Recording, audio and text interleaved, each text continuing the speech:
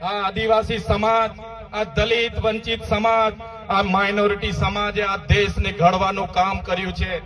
દેશની આઝાદીમાં અમારો રાજપૂતાના સમાજ, આ બધા લોકોએ દેશની આઝાદીમાં પોતાનું યોગદાન આપ્યું, બલિદાનો આપ્યા, શહીદી વહોરી અને આ દેશને આઝાદ કર્યો.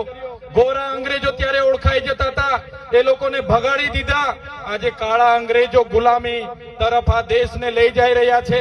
આ દેશમાં લોકશાહી આવી, લોકશાહીના ડબે આજે ચાલતું નથી. આજે અમલદારશાહી ચાલે છે, આજે નોકરશાહી ચાલે છે. ત્યારે અમે જનતાને કહેવા માંગીએ છીએ, આમ આદમી પાર્ટીની ઈમાનદાર રાજનીતિમાં તમે આવી જાઓ. આવનારા દિવસોમાં એ ભ્રષ્ટાચારી શાસનને આપણે ઉખેડીને ફેંકી દેવાનું છે.